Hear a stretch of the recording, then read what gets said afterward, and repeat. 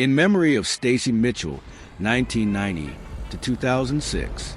Stacey Mitchell was a bright, spirited 16-year-old with a contagious smile and a heart full of promise. Born in Dorset, England, and raised in Perth, Australia, she was a loving daughter, a playful sister, and a friend to many. Stacey brought energy and light wherever she went. Her laughter filled rooms, and her kindness left a mark on those who knew her. Her life was tragically cut short in December 2006 in an act of senseless violence that shocked the nation. But Stacey is remembered not for how she died, but for how she lived, with joy, courage, and a love that endures in the hearts of her family and friends. Gone too soon, but never forgotten. Forever 16, forever loved. It began like so many other teenage rebellions, quiet, impulsive, and easily dismissed. A 16-year-old girl, bright-eyed and full of energy, leaves home after a disagreement with her parents. She's headstrong, maybe even reckless, but no one expects the next phone call to come from homicide detectives. What happened to Stacey Mitchell in December 2006 wasn't a tragic accident. It wasn't a case of a runaway who lost her way. It was something far darker, something deliberate. Within just days of leaving her Perth home, Stacey would walk willingly into the lives of two strangers who seemed to offer friendship, maybe even acceptance. But what she didn't know, what she couldn't have known, was that behind the walls of that suburban house lurked a twisted fantasy, a volatile romance, and a deadly plan already set in motion.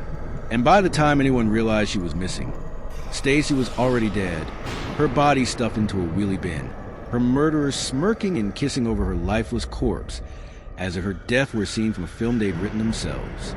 This is not just a story about a murder. It's a descent into the minds of two young women, so disturbingly detached from reality that they filmed their victims' final moments. It's about obsession, manipulation, and the terrifying ease with which innocence can be lured into hell. In the next few minutes, we'll walk you through every known detail of Stacey Mitchell's short life, her horrific final hours, and the disturbing behavior of the women who took pleasure in her pain. But as you listen, ask yourself, how does someone become a killer at 19? What pushes a mind over the edge? So far it starts to view murder as a form of love. And how many red flags do we ignore every day until it's too late? Stay with us, because what you're about to hear isn't just disturbing, it's unforgettable. The murder of 16-year-old Stacey Mitchell in December 2006 remains one of Australia's most chilling true crime cases. The teenager, who had recently run away from home, was brutally killed by two women she had known for only a few days. The case shocked the nation with its senseless violence, disturbing details, and a lack of remorse displayed by the perpetrators. This comprehensive account delves into the events leading up to Stacey's death, the investigation, the trial, and the aftermath, providing a detailed narrative of what transpired. Stacey Mitchell was born on June 17, 1990 in Dorset, England. At the age of 10, she emigrated to Australia with her family, settling in Perth. Described by her parents, Andy and Sophie Mitchell, as a bubbly and lively teenager, Stacey was the life and soul of their household. She had two younger sisters and was close to her family. However, like many teenagers, Stacey experienced typical adolescent challenges, and at 16, ran away from home in December 2006. She ended up staying with two women she had recently met, Jessica Stasinowsky and Valerie Parashumti. Jessica Ellen Stasinowsky, 21, and Valerie Paige Parashumti, 19, were in a romantic relationship and lived together in a house in Laugh Lane, a suburb of Perth. Their relationship was characterized by volatility and shared obsessions, including a fascination with violence and the vampire subculture. Parashumti, in particular, had a history of drinking blood and was described as having severe personality disorder. She had grown up with an abusive father, which may have contributed to her psychological issues. Stasinowsky had a criminal history, including 20 public transport offenses between 2003 and 2005, which were later dropped in 2014. On December 18, 2006, after spending the evening drinking whiskey and taking Stilnox tablets, Parashumti and Stasinowsky carried out their plan to kill Stacey. Parashumti bludgeoned Stacey over the head with a concrete block, and when the slab broke, Stasinowsky joined in, strangling Stacey with a dog chain belt. The attack lasted approximately 45 minutes, during which Stacey pleaded for help. As she lay dying, the two women kissed over her body and filmed the scene on a mobile phone. Prior to the murder, there had been attempts to harm Stacey. Stasinowsky had tried to poison her by putting broken glass in her drink and had spilled oil on the bathroom floor in an attempt to cause a fall. Stacey's parents reported her missing after not hearing from her for several days. On December 21st, 2006, police searched a Laughlin house where Stacey had been staying. In a backyard shed, they discovered her decomposing body stuffed upside down in a wheelie bin. Identification was made through dental records due to the advanced state of decomposition. The investigation revealed that another housemate, David Ross John Haynes, was aware of the murder plot. He had been asked to help corner Stacey, but declined.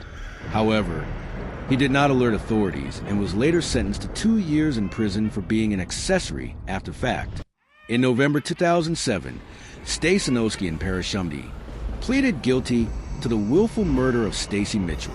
During the trial, they displayed a lack of remorse, often smiling and giggling. Justice Peter Blaxell described the murder as sexually perverse and evil, noting the pair's amusement at the killing and their failure to show remorse. Both women were sentenced to strict security life imprisonment with a minimum non-parole period of 24 years. Stasinowsky later appealed her sentence, but the appeal was unanimously rejected by the Western Australia Court of Appeal. Following their sentencing, it was discovered that Stasinowsky and Parashumti were continuing their relationship in prison, spending significant time together. They were eventually separated, with Parashumti being moved to a different prison. Attempts to maintain contact through letters, using fellow inmate Catherine Burney as a go-between, were also uncovered. In 2013, Parashumti attempted to escape from prison, but failed to leave the grounds. She faced additional charges as a result.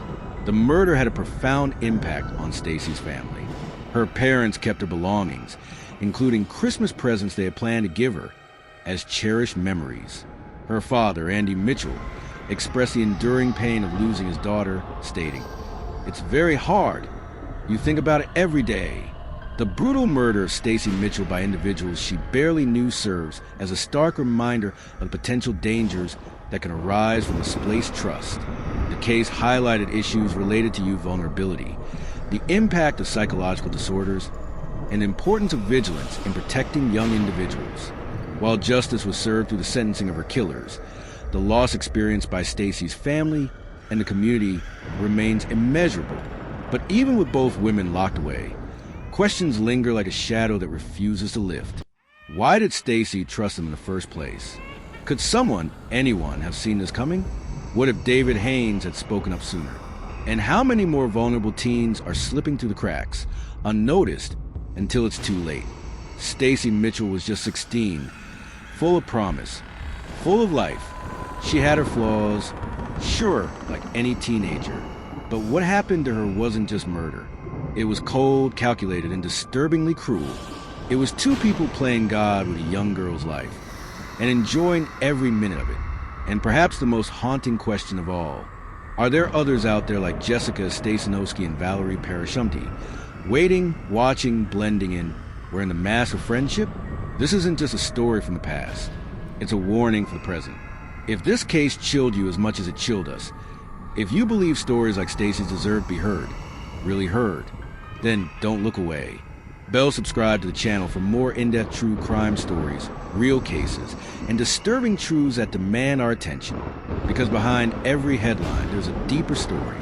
And behind every smile, sometimes there's a monster. Stay safe, stay curious, and above all, stay aware. We'll see you in the next one.